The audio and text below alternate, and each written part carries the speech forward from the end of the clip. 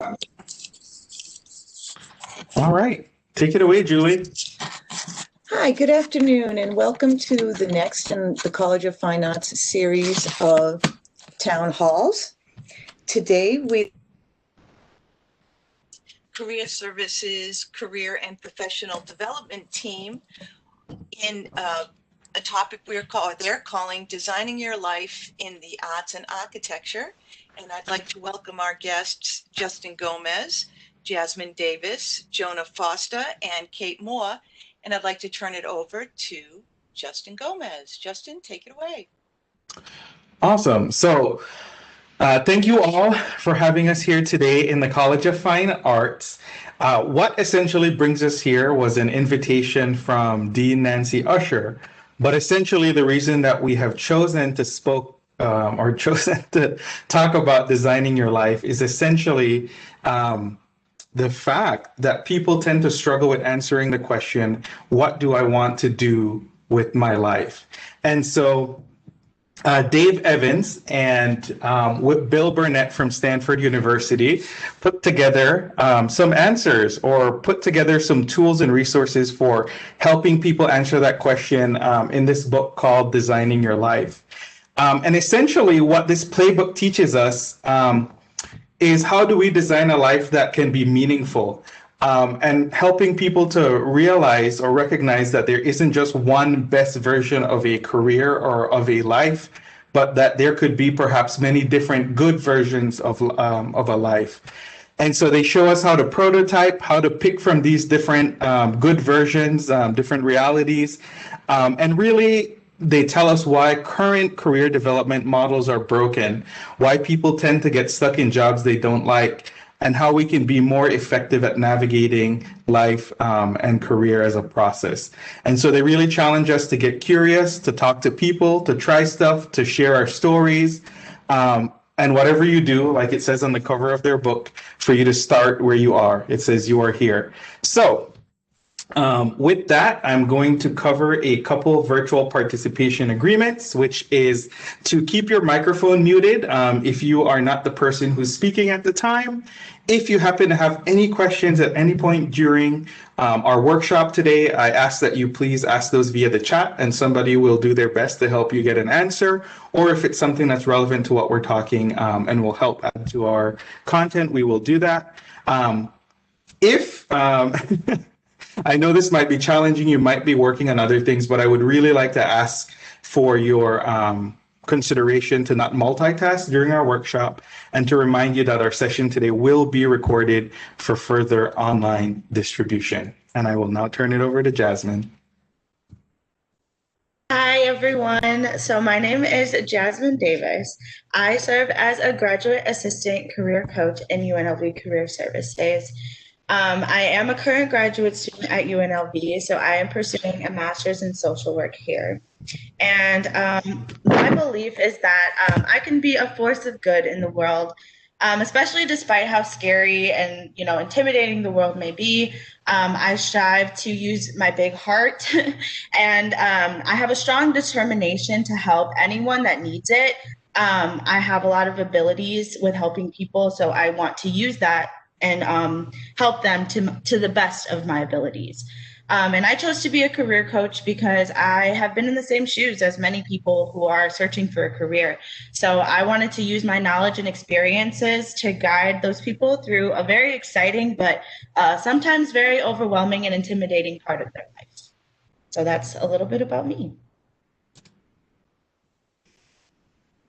Yeah, hi, and my name is Jonah Foster. My pronouns are he, him, his. So I am a psychology student, a peer career coach, and a creativity enthusiast. I believe that we all have a life worth living to its fullest. So I try to be an agent of change and improving the lives of those around me, and that both includes meaningful relationships and longer term, but also passing strangers. And so what am I doing now? I am developing my skills, knowledge, and expertise so that I can eventually become a welcome resource to groups and organization. And I really want to focus on improving the work lives of others.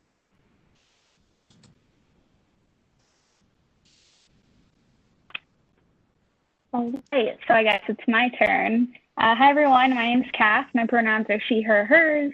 I'm currently serving as a career and professional development specialist in the UNLV Career Services Office. I am a cat mom. I'm a partner. I'm a friend. I also happen to hold my master's degree in higher education and a bachelor's degree in psychology. I believe in work-life balance. This is something that I've been really working on, is not using my career as my only piece of identity. And so I believe in the importance of engaging in both a fulfilling and sustainable work to provide for a better future and a comfortable life outside of the office. What I am doing is, as I mentioned, I'm working as a career coach or a career and professional development specialist. This produces a sustainable life for me, right, and my family, and it allows me to leverage my strengths and skill sets to support the professional life cycle of a UNLV student or alumni. So that's a little bit about me. Hi, and I'm Justin Gomez. I use he, they, or él if you speak Spanish pronouns.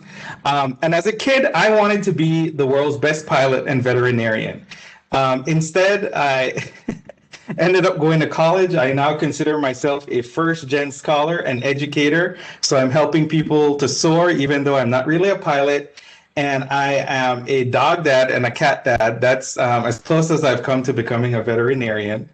I believe that a job is not a career and that it's somehow more fun to design a life rather than just finding a career. I identify as a multi-potentialite. And so what that means is that I'm a glutton for punishment. No, I'm just kidding. What it means is that again, I don't feel like my just one job is my entire career. And so I started my own business this year. I also work at UNLV. I'm the Assistant Director for Career and Professional Development. And I'm also pursuing my PhD at UNLV in higher education. So what can you expect from us today? We're going to be talking a little bit about design thinking and life design. Then we're going to transition into talking about how to integrate health, work, play, and love. We'll talk a little bit and introduce you to the concept of ODYSSEY planning, and then we'll wrap it all up by talking a little bit about prototyping and what that means for designing a life in the arts and architectures. So for those of you who are not the career and professional development team, I would like to invite you all to introduce yourself by just saying your first name and what you wanted to be when you grew up. So Ashley, we are going to start with you.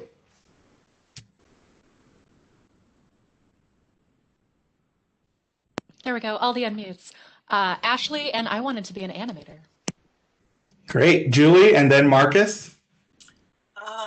Julie, and I wanted to be a newspaper reporter. Marcus, and then Michael. I wanted to be an artist. I'm an artist. Awesome. Michael, and then Norma. I actually wanted to build robots when I was small, and I kind of do that. So, Norma, and then Stacy. Hi there. I wanted to be a lawyer.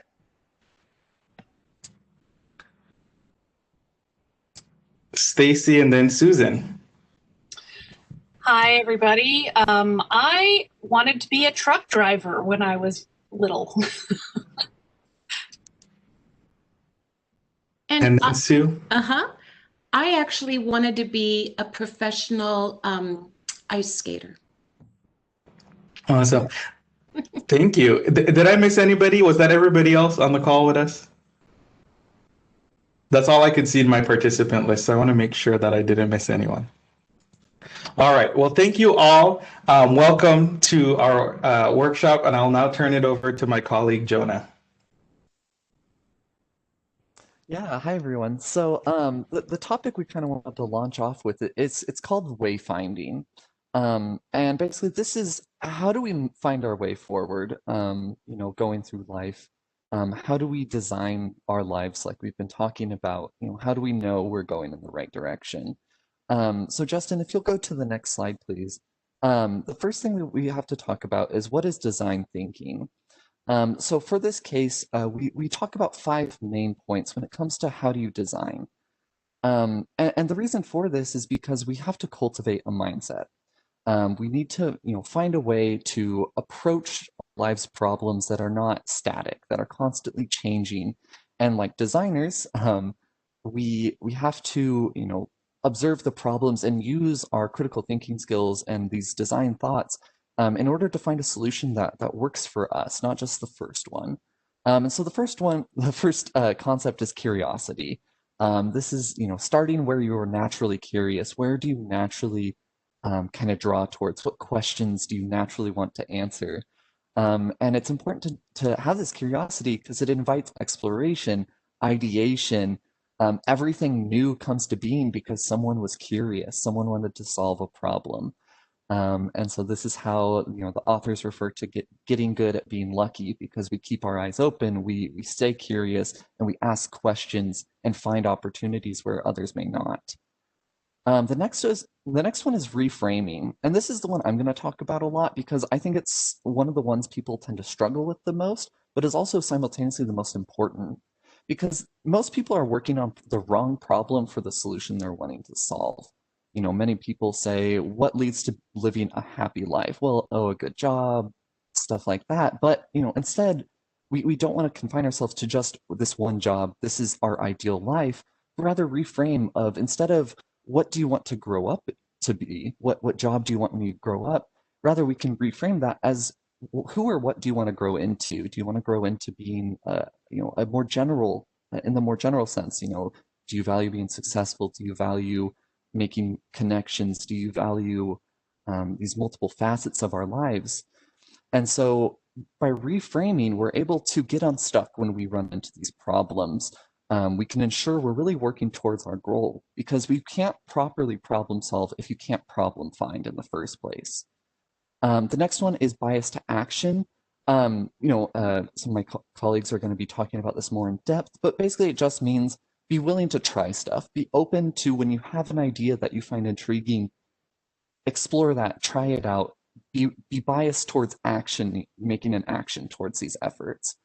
Awareness, this is knowing that life is not a static process. It is not a map. It is instead knowing that we have a lot of ideas, and sometimes we want to narrow it down, sometimes we want to think bigger.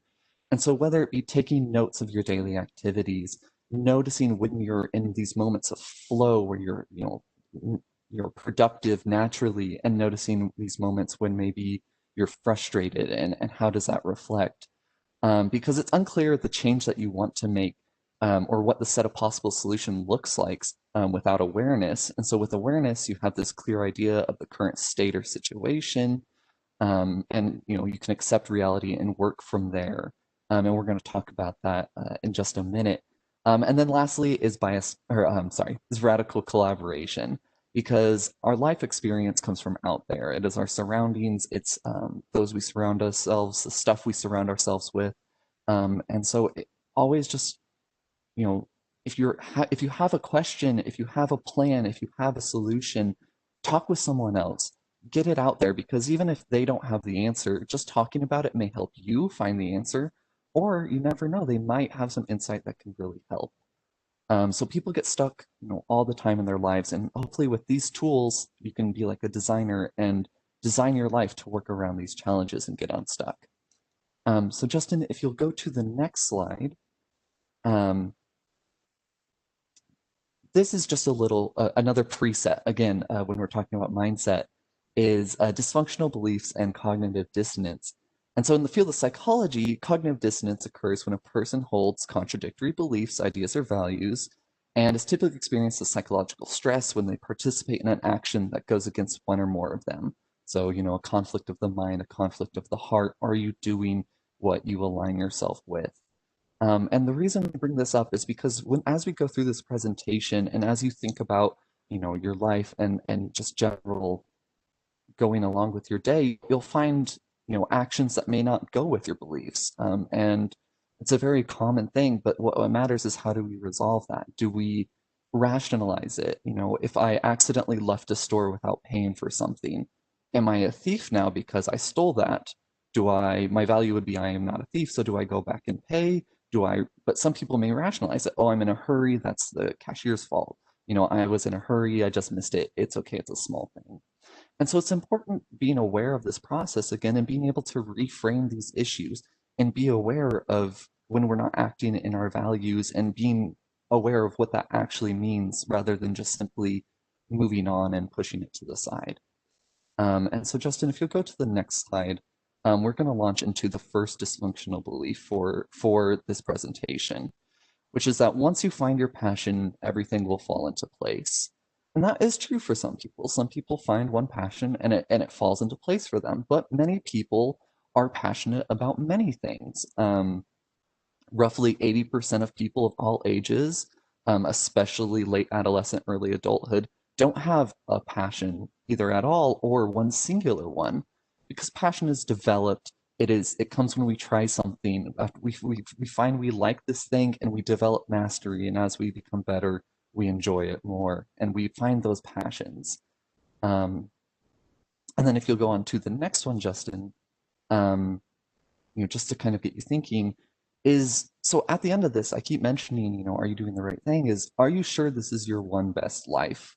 And instead we can reframe that, because there is no best life. Best is the culmination of all the better versions of yourself. Better is the best we can be. So as long as we are, and what this means is that as long as we are moving forward and acting in accordance with ourself, we are moving forward and we are living our life. And it's just about making it the better version of what we were today. So if you go to the next slide, Justin. Yeah, so this kind of brings us to the end of this section, which is going to be the bulk of it. And I really do encourage you to write along if you have pen and paper on a notepad or anything like that, because this is what we call your compass when you're wayfinding. Because like sailors, you don't go on one straight path. You don't just go from point A to point B. You have to wayfind. You have to assess the situation. You have to know when you need to move closer to shore and play it a little safe, and when you can push forward. And one way we can do that is just by finding a coherency in our views. And the three main things is, as we all introduced ourselves with, is we introduced ourselves with who we are, what we believe, and what we're doing. For me, I'm currently in development. I'm currently developing into who I might want to grow into. But just because we are not achieving that certain thing, again, does not mean we are on a wrong path. We are making compromises. But this is why we do this, is to find your compass. What is your north? What is your true north? And that starts with your work view. So, this is something we take such a large part of our time doing. So why do we work? What is work for? And these are just some questions for you all to think about when you're thinking about this. You don't have to answer these. Each person addresses these critical issues a little different. But what matters is all that you are addressing the critical issues related to what work is and what it means to you. It's not a list of what you want from work. It is not, I want a higher salary, and stuff like that, but rather your philosophy of why you work. And then the next part is your life view. So this is, what is the answer to life? But on a much more general scale with no specific answer, because this is just your ideas about the world and how it works. What are your critical defining values and perspectives that provide this basis for your understanding of life? What matters most to you? And then once you've kind of looked through that and wrote these, then you want to analyze where they conflict and where they overlap. Does one drive the other? For me, my life view drives my work view. I said in my life view that I want to create positive change in the workplace and the people I meet, the people I create relationships with, and I just want to, in general, make sure people are having a better life, and that drives my work view. That drives how I want to go. But then my work view, it doesn't just go in a straight path either, because I then look at the other aspects of why I work. And so by having your work view and life view, and once you've kind of found that harmony, you increase your own clarity, your ability to live, and be aware of where you're going and creating this life ahead of you, one in which you are and what you believe and what you do are aligned. And then once you've got that accurate compass, you'll never stray off course for too long because you know where you need to go to readjust. And that's how you build your compass. Okay, so thank you so much, Jonah, for that wonderful start to our presentation. And so the next part of that is going to be my portion of the presentation. So this is called the Health, Work, Play, and Love Dashboard. So Justin, if you can move on to the next slide. So as Jonah referred earlier, we talk a lot about these dysfunctional beliefs that we may have when trying to decide sort of our life course and what we want to do in our careers. And so the next dysfunctional belief that I wanted to point out was this belief that I should already know where I'm going. But in fact, you can't know where you're going until you know where you are.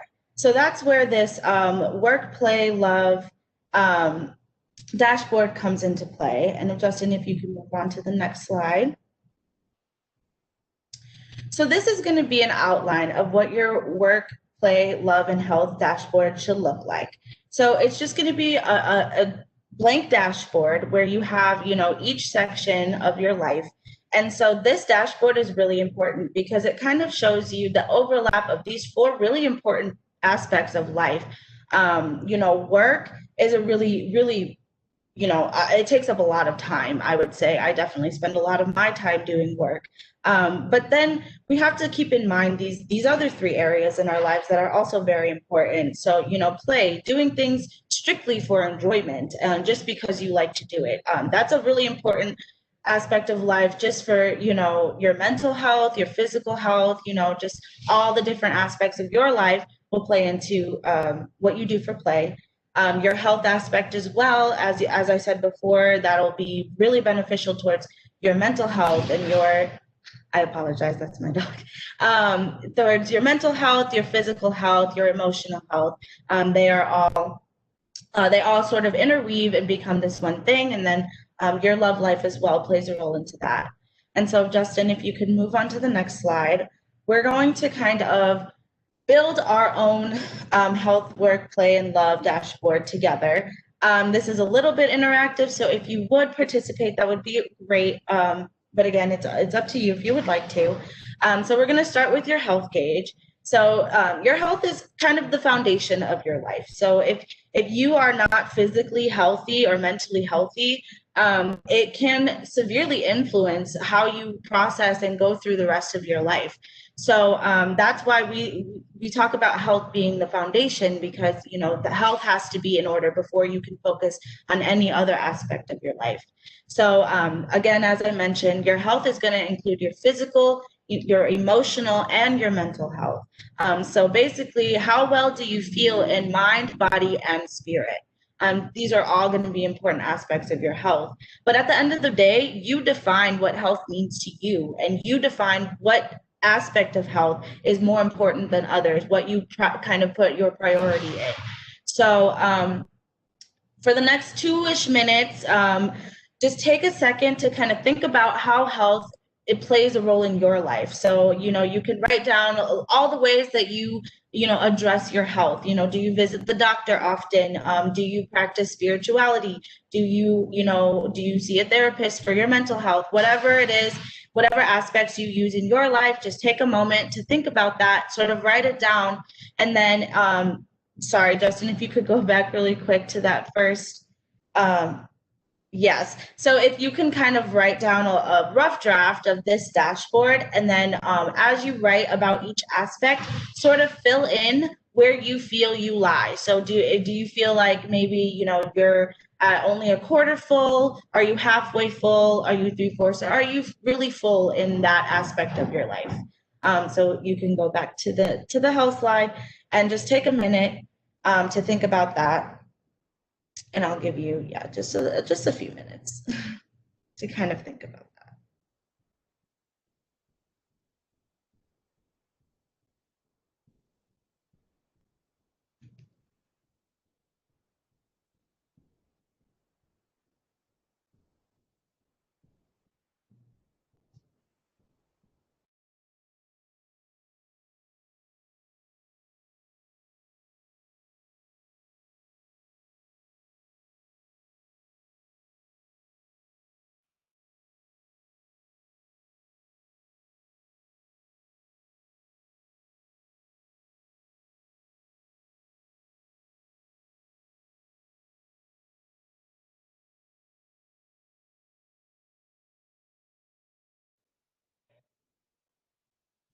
Okay, so while you guys are finishing up with the health aspect, we're going to move on to the next slide. And I'm just going to talk about your work gauge.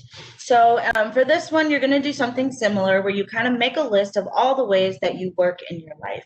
And so it's important to keep in mind that work doesn't just mean what you're getting paid to do, what you're getting compensation for. Work can be anything that you feel, you are putting in time and effort into. It's not something that I mean, it might be something that you want to do, but it's definitely not something that you do purely for enjoyment. It's more, it's work in your life. So, that includes, it could be a part-time job. It could be volunteering. If you're a parent and taking care of your child, that definitely counts as work because you are definitely putting in a lot of time and effort into taking care of your family and providing for them. If you are a student, that's another way that you can think about work and all the time and effort that you put into that aspect of your life as well. So take a couple of minutes here to kind of make a list about all the ways that you work in your life, and then go ahead and fill in that gauge, that work gauge, to kind of see where you lie on that as far as your dashboard is concerned. So I'll just give you a few minutes to do that as well.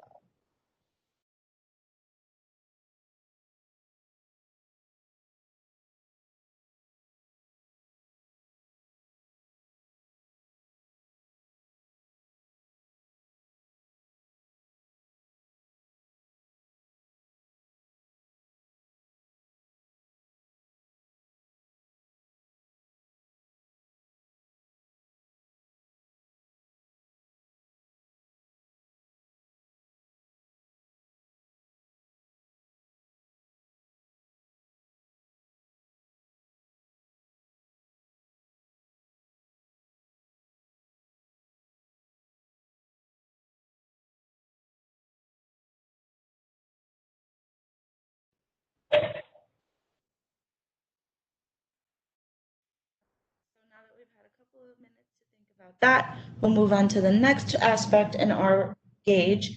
So the next one is going to be play. So play, as I mentioned before, refers to any activities that you do purely for enjoyment and no other reason. So if if you clean because you like to clean and that brings joy to you, then that counts as play in your life, and that's totally okay. I personally love to clean, so sometimes I do that just because I want to. So that can definitely be an aspect of play that you incorporate into your life as well. And it can include organized activities, sports, or any arts that you may be involved in, productive endeavors, as I mentioned. But again, only if they are done purely because you enjoy doing them and no other reason behind that. So playing a sport, cleaning your room, if you like to watch movies, if you like going for hikes, taking a bath, whatever it is that you like to do as just enjoyment, that would be considered play. So take another minute or so to kind of think about that aspect. What do you do in your life that incorporates play, that incorporates that enjoyment factor for you? So just a few minutes here.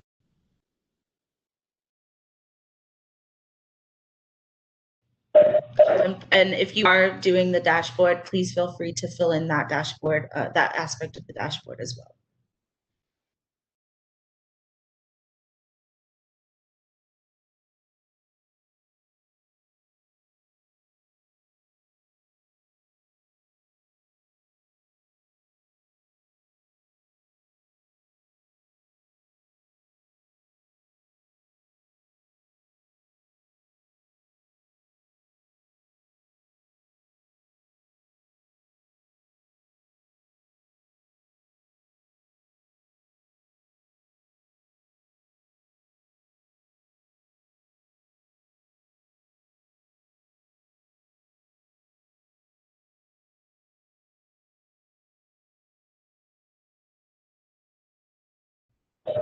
Okay, great. And now we will move on to the last aspect. So that is going to be your love gauge. So in my opinion, and in the opinion of the authors of the Design Your Life book, love is what makes the world go round. And a lack of love can definitely make life pretty dull and a little meaningless. So love is really important because if you don't have love in your life, I mean, it can be really hard to kind of go through life alone or to go through life without that aspect. So it is a very important one that we definitely want to pay attention to. It's one that can sometimes be overlooked or, a little bit underplayed as far as importance, but it's definitely one that we need to pay attention to in our lives. And love can arrive in a wide range of forms. Anything that's an object of affection for you is a source of love for you. But it's also important to recognize that it's critical that we both give love in our lives and we also receive love from others. Those are two really big aspects of love that need to be present in order for it to really make an impact on your life. So again, take another minute or so to kind of think about where love flows in your life, where you find that affection and that give and take relationship with others or with whatever it is you find to be a source of love for you.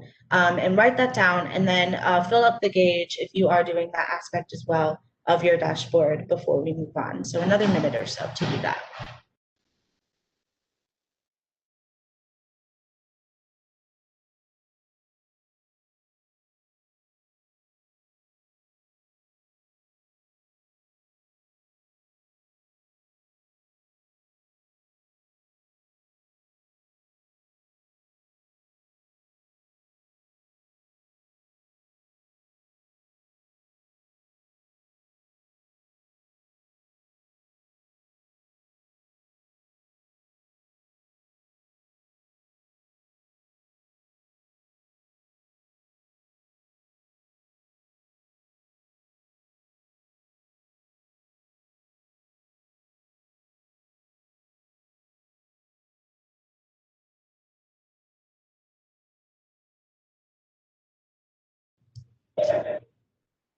Okay, great.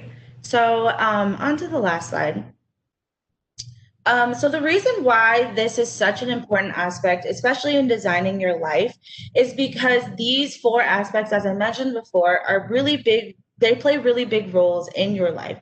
So when you're designing your life, you want to keep these aspects in mind and make sure that they, line up with where you kind of want to create that balance. Life is all about balance. It's all about finding what works best for you. And everybody's health, work, play, love dashboard is going to look entirely different. So I actually did make an example of mine.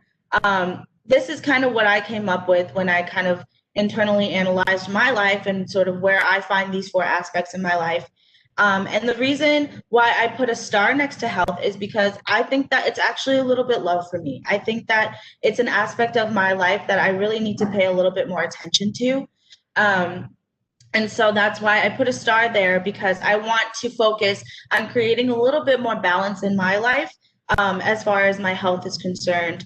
Whereas I do spend a lot of time at work, I do spend a lot of time during school or during, career services here.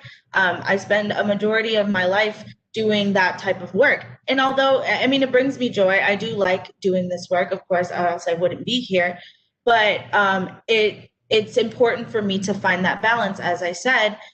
So I do want to focus personally on improving my health a little bit and making that a little bit more of a priority for me.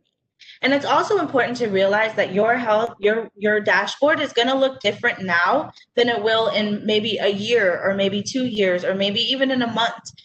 This is something that you should constantly be referring back to as you refer back to your life view and your work view. You want to definitely make sure that you refer back to your dashboard as well and make sure that all of these aspects line up with what you're hoping to get out of your life. And you definitely want to compare your dashboard with your life view and your work view, as I mentioned before, and as Jonah, detailed before in this workshop. You want to make sure that all of these aspects line up with what you're looking for, and make sure that you're finding that balance and you're finding those ways to create what you're looking for and build and design the life that you want. So if anybody is interested, and again, you don't have to, but if you would like to share a little bit about your dashboard, now would be a great time to kind of hear and share with your peers and kind of let us know a little bit about how things are looking for you. So if anybody would like to volunteer, please feel free.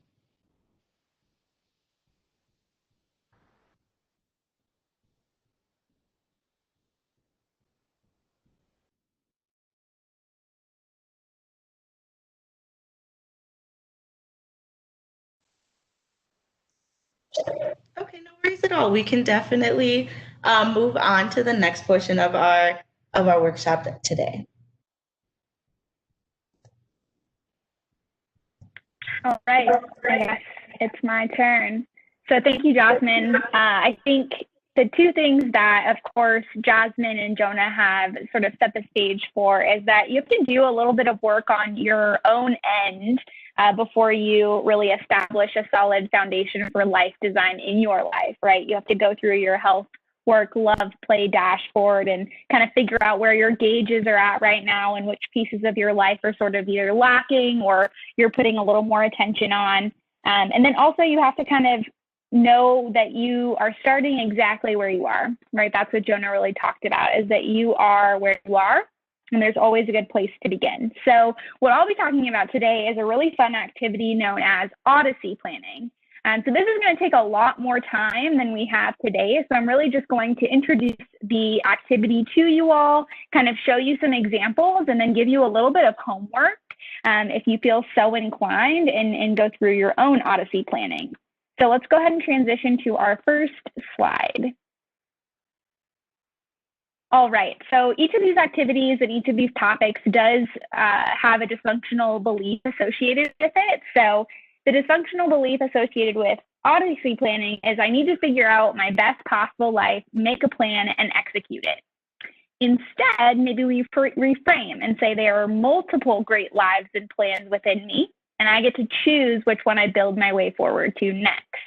So that's really all this is about, is really figuring out what are some options for you, right? Or what are some plans or great lives that you could move forward in, and then you get to choose, right? You get to choose whatever is for you in the moment. So let's go ahead and go to the next slide, and I'll introduce what is ODYSSEY planning.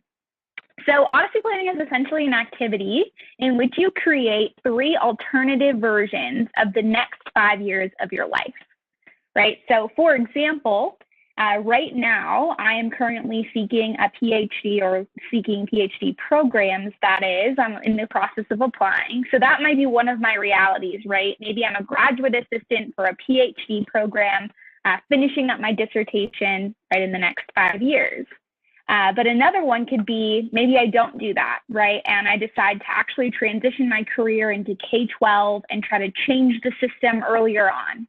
That's an alternative plan. And then thirdly, maybe I scratch all the education plans together and I decide to work for a nonprofit focused on, at-risk youth, homeless, and foster populations, because that's another area that I'm interested in, right? I have my master's degree in education. I've done a little bit of volunteering and service related to that. So that could be my alternative third plan. So you get the freedom to sort of come up with these 3 alternative versions of the next 5 years of your life.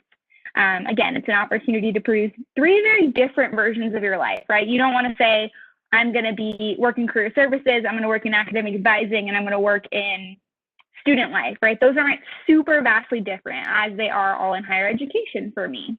So kind of bring out 3 very different versions of your life. ODYSSEY planning is the step that occurs just prior to prototyping, which is something that Justin will cover today, in which you get to test these options out. So let's go ahead and go on to the next slide and talk about what makes a good ODYSSEY plan or a strong ODYSSEY plan. So it includes a very visual or graphical timeline, right? Where you actually get to create sort of timeline, draw little pictures, create buzzwords that are associated with those plans and those steps. You also get to create a title for each option, right? I mentioned, K-12, I mentioned nonprofit, I mentioned PhD student, and so you can come up with little creative titles for that. And as I mentioned, I'll show you some examples in a moment. You also want to make sure that you're asking questions about these alternative plans, right? So, how am I going to fund my PhD program? Or what populations do I want to work with in a nonprofit organization? And then you also get another opportunity to sort of fill in a dashboard. So these are related to resources, likability, your confidence in this career path, and its coherence. And so these are kind of the 4 critical pieces of an ODYSSEY plan that you'll be filling out as you go through creating your ODYSSEY plan. So now I kind of want to engage with you all a little bit. We're going to go ahead and go on to the next slide, and we're going to open a poll everywhere. So Justin, if you actually click that, it should bring you to a poll everywhere, let's hope, and see what alternatives you all have considered. So what I'm going to ask for the audience today is if you could either log into that website. So it's pollev.com/Cassandra MOO, and then that's 080, or you can text if that's a little more comfortable for you all. And so I'm also going to ask Jazmine, Jonah, and Justin to also do this just in the event that people are struggling to gain access to the poll everywhere, and we get some options flowing on the screen. So what we're going to send in is, what are some alternative career paths, or what are some career paths that you're currently considering? So you can just write in the word, military enlisted, or artist, or educator, teacher, whatever you've considered as a career path. Write that in. Entrepreneur, freelance, whatever options that you've kind of considered in the past. I'm going to ask that you submit those, and then they should start to appear on the screen once you all have access to that. Says, I'm waiting for your presentation. Let's see. Aha. Okay, how about now? Okay, a thumbs up from Jonah. So go ahead and start typing in or submitting your entries, and I'll just sort of read them as they pop up on the screen. And really the reason I wanted to engage in this is so that you give yourself some options to consider based on what others have shared. So coach or life coach, I think, is what that's supposed to be. Maybe that's a career path that you've considered. We have, I'm assuming, chef, perhaps, using some emojis on the screen. You can text in emojis as well, so if that's more fun for you, go for it. We have interior architect, some more emojis. It looks like maybe a teacher, I think. More emojis, man. An astronaut, professor, more emojis, a scientist. And we got eggs on one of them, so that's fun. But yeah, right, there's a lot of different, a designer. There's a lot of different things that you could potentially engage in, right? It doesn't have to necessarily be exactly related to the current major that you have or the current job you're holding. We have opera on the screen, right? Full-time something. Fashion. So there's a lot, right? There's a lot of things you can do, and Odyssey planning is all about figuring out what are some of the things that you've thought of, right? We asked that question earlier in the presentation, is like, what did you want to be when you grew up, when you were a kid? And so maybe that's one of your Odyssey plans. You still want to go out and do that. I know one of our participants had mentioned that they wanted to be a truck driver. Maybe that's still on there for you. Maybe you want to travel the US, right, and go out there, and that just seems like a fun, sustainable way to do so. So this is just a quick little activity for us to all see what others want to do, and maybe that can inspire your own Odyssey planning process. So let's go back to the slides. Thank you all for your participation. I see Comic on their owner. Really great options. And we'll show you now what an Odyssey plan looks like so that you can build your own. And something cool is, and we're going to share some worksheets in a moment, but you can build your Odyssey plan however you'd like. Aesthetically, this is a really easy way to do it. So you might come up with a title. So for sample one, this person put all in the Silicon Valley story, right? So this would be, working in Silicon Valley and doing different things associated with that. As you can see on the screen, there are questions. So do I have what it takes? Is my idea good enough? Will I attract VC money? Right, what are some of the questions you have related to this particular sample? Now, for the same person, the next sample is just a bit different. It's not in Silicon Valley. It's not engineering or engineering adjacent. Instead, it's using what I know, helping kids, right? So this one's more of working in maybe education or working in a nonprofit focused on helping children and kids. Will my skills translate is a question, right? So if you're looking at a path that's very different than the one you're currently on, that's a valid question. Can I really help kids, right? That's also a very good and important question. And then will this be meaningful, right? So is this something that will be meaningful for you? And maybe that's important when you were developing your own work or life view. And so that's a question that you have. You can fill in the gauges and kind of see, is this a sustainable and, good option for you? And then let's move on to sample 3, which for this person is titled Creating Community One Drink at a Time. So this person, a bartender, right? Or looks like open yoga school, start yoga practice. So there's a lot kind of going on in this, but ultimately being an entrepreneur. And so maybe that's something that you've always aspired to do. Create a title for it, right? Is this too risky? It's always really fun to come up with those risky options, and remember to ask yourself those questions, fill out those gauges, and determine if this is a great path for you. The authors talk about in this book that our whole workshop is focused on, they talk about how usually your last option or the option that was really far in the back of your mind is sometimes the best one for you and the one that really motivates you to be successful as you design your life. So let's go ahead and go to my final set of slides, which is related to some homework. So I challenge you all after this in your spare time, maybe later this evening when you're thinking about the 3 different things that you could do when you grow up, or the 3 things you could do in the next 5 years, and create your own Odyssey plans. So there are 2 clickable worksheets on the screen. I'm going to ask if any of my colleagues, Jonah, Jazmine, or Justin, could drop those links to the PDF in the chat box. That would be great because my computer is very warm right now, and if I move around, it's going to blow up. I can feel it. So they're actually in the notes section on the PowerPoint, y'all. But we're going to drop these worksheets for you if you want to use them to kind of guide your own Odyssey planning. But it's really fun. As I mentioned, I gave you 3 examples of the things I could see myself doing in the next 5 years. And that's, it's fun. And it's the step before prototyping, which reminds me of a great transition because Justin is now going to go over prototyping. So thanks for spending a little bit of time with me talking about Odyssey planning.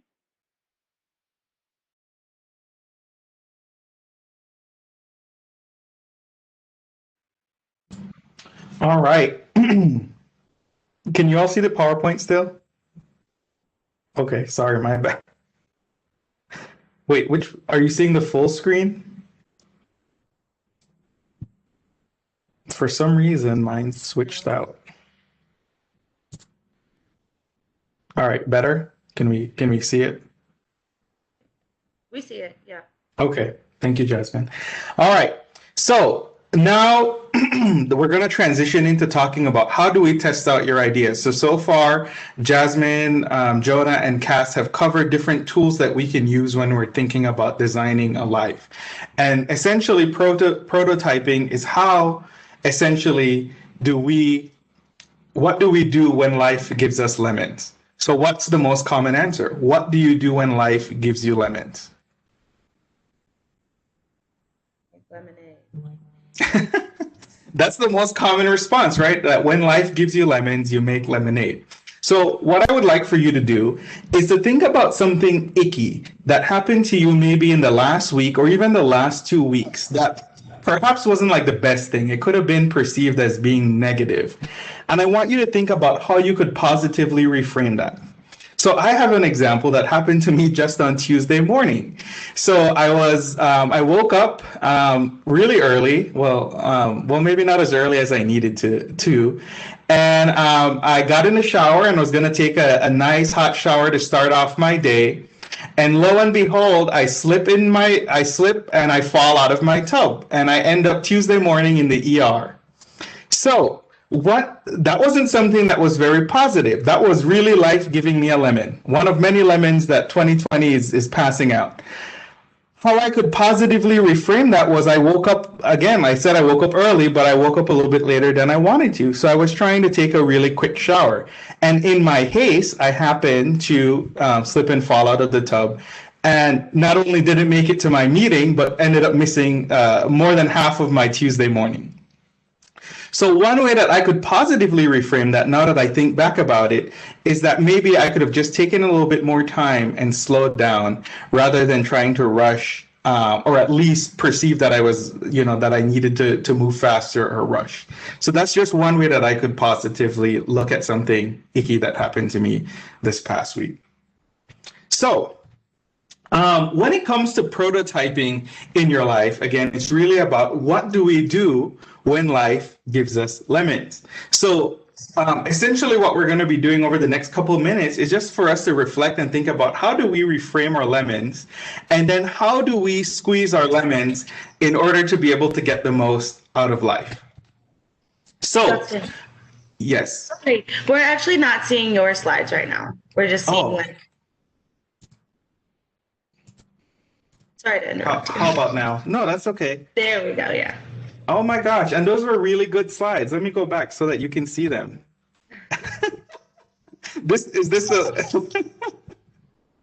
So what do you do when life gives you lemons? And then this was the prototyping your life. Can you see them now? Okay, perfect. And then, so we're now at the point of what is your thinking about life and careers in arts and architecture? Right? So are you thinking about it from more of an engineering perspective, which is that my career in arts and architecture is a problem that needs to be solved, right? So that's kind of how engineers think about it. It's like something, identify something as a problem, and there is a solution to it, and I'm going to find that solution.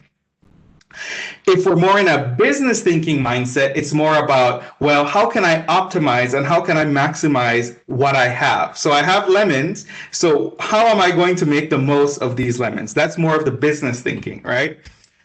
From a research perspective, and for those of you who have a PhD and who are in the process of getting one or planning to get one, when you think about this from a research perspective, we're going to analyze more about what we do with this lemon and think about it more from what other information could I find out about this lemon? Maybe is it a Meyer lemon? Is it, that's the only lemon I'm familiar with. What else am I going to do with this lemon?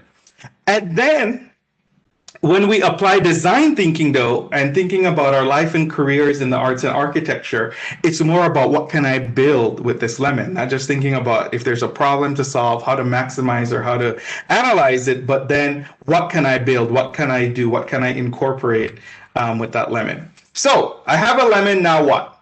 So first I started off with the question, when life gives you lemons, what do you do? And most people would say you make lemonade, because we have been conditioned all our lives hearing that same story about when life gives you lemons, you make lemonade. And so when you think about what we know about our lives and about our careers, we've also been conditioned to think about our lives and our careers in very sort of linear in a very linear way. So when we think about prototyping, it's about finding an answer to our questions that we have about career and life. So you have a lemon, now what? Well, I can make lemonade, I can make lemon pie. Maybe I don't even like lemons, maybe I'm allergic to it. Do I want to throw the lemon at somebody else because it's not something that I want? Or what else might I do with the lemon, right? So when we think about our life and our careers, we need to think about all of these different things. And so the ODYSSEY plans, the health, work, life, love, and play, not to be confused with eat, pray, love at all. That dashboard could definitely help us to figure out what some of the questions are that we can ask. So how do we prototype? So we prototype in two ways. Of course, there's other ways, but here are the two we're going to focus on. Conversations and experiences. So conversations are essentially talking to people who are living the lives and who have the careers that we aspire to do, or some version of that. And then experiences could be, how do we find opportunities to immerse ourselves again in the kinds of lives and in the kinds of careers that we're interested in pursuing. So the way that you prototype, and Jonah talked about the wayfinding, so I kind of use sort of a compass model here to exemplify this, is use your ODYSSEY plans and the questions you have about each one. And then think about what kinds of conversations or experiences would help you to find the answer. If you are planning on becoming an artist, or you're planning on becoming a specific type of architect, like a landscape architect, for example, like what kinds of conversations would you need to be having, or what kinds of experiences that would you need to have in order to help you get there and be successful at that? And if you're stuck, then you want to brainstorm with one of us. So we're career coaches, or if you have a mentor, or maybe it's a professor, or maybe it's somebody in your family, or someone else that you know, you want to be able to brainstorm and ask some questions, throw some ideas out there. And then the last piece would be finding opportunities for you to be able to conduct what we call life design interviews and experiences. So what do we mean by that? So a life design interview in the conversation framework would be, I interview a baker about how to get from lemon to lemon pie. So maybe I got a lemon, I decided, okay, I'm not interested in lemonade, I want to make a lemon pie, but I don't have a recipe, or I don't know where to start. So what I would do is talk to somebody who does, somebody who's a baker, whether they do that professionally, maybe it's grandma's recipe or your friend's recipe, somebody who's good at baking. I would want to talk to them about it. Or on the experience side, it might be, okay, I have a lemon and I decided that I want to make lemonade. But what else could I do with that lemonade? So I decide that I'm going to immerse myself in this and decide that I'm going to shadow the kid in the neighborhood who has a lemonade stand. And I'm going to find out what how the kid's making the lemonade, his marketing plan or her marketing plan or their marketing plan. And how they're going about turning this lemon into lemonade and that lemonade into dollar signs. And if you realize that neither the conversation or the experience that you've chosen works, then you want to prototype again. So it's not necessarily an end, it's an opportunity for you to kind of start over. So the one that I think is easiest for most people is actually to do the life design interview. And so this is the one that I'll focus in on a little bit more.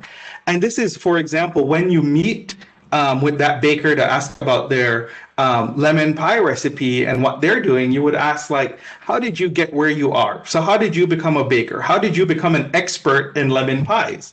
What was your career path, or what was your trajectory? Maybe they actually didn't go to a formal training program in order to become a baker. They kind of learned on their own through trial and error. So how did they get their necessary expertise? What is it that they really like? What is it really like to do what they do? What time do they have to get up if they're a baker? Do they have to be a morning person? Do they have to be an evening person? Do they work every day baking? What do they like or dislike about their job or business? Like, what are the things that they find to be fun? Kind of maybe think about what is their gauge. You could even ask them, take that dashboard, that gauge, that HWLP dashboard with you, and kind of use that when you're having that conversation to figure out how you perceive people to be in terms of their dashboard. And then what does a typical day look like, right? So whether you're visiting that person at the lemonade stand or the baker, what does their day-to-day look like? Do I see myself finding joy or meaning or purpose in what this person's day-to-day looks like? So what we begin to understand is that life, careers, it's not a process. I mean, it is a process. It's not an outcome. And so from Bill and Dave, they say a well-designed life is a life that is generative. It is constantly creative, productive, changing, evolving, and there is always the possibility of surprise. Right? When I woke up on Tuesday morning, I had no idea that I was going to have a very different relationship with my bathtub for the duration of my time in the house. So we never know, what things might change the way that we view work and how we go about it, right? Like, nobody knew when we started off 2020 this year, a global pandemic would change our understandings of work and how we would be able to carry out work. So again, Kass, Jonah, Jazmine, and I couldn't share with you everything about life design today, but we encourage you to go out and learn more. You can visit the Life Design Lab at Stanford, which is where a lot of this content originated. And if you want, you can listen to the podcast here from Goop about specifically how to prototype your life. And then earlier when I introduced myself, I talked about what it meant to be a multi-potentialite. And so I encourage you to watch that TED Talk. That was really eye-opening for me because I was one of those people who believed that when life gave you lemons, you could only make lemonade. And what I found out was that you can do so many different things with lemons and with your career. So as we close out today's workshop, I want you to remember, start where you are. Be willing to accept life's lemons. Be willing to have a problem. You can only solve a problem you're willing to have. Some of the best advice I ever got was, if you ask for money, you will get advice. If you ask for advice, you might get some money. And so as you think about going through your prototyping process, ask for a story, not for a job. Ask them, how did you get where you are? And I think the most important piece is that you are not alone in this, being a UNLV student or alumni. There's an entire community of people here who's willing to help you. So please stay in touch with us. Here are our emails. We'd love to help you along your journey of designing your life in arts and the architecture. Thank you. Thank you so much, Jason. And if I can just say thank you to Justin. I don't know where Jason came from. My apologies. So thank you so much, Justin, Jazmine, Kass, and Jonah from the entire College of Fine Arts. I want to thank you all so much. And if anyone from the College of Fine Arts has any questions at all, please take down these email addresses. And if you don't, please get in touch with someone from the college, and we will certainly pass your question along to Career Services. Again, thank you all for joining us. And for the college, this is Julie Johnson signing off. Have a great day, everyone. Bye-bye.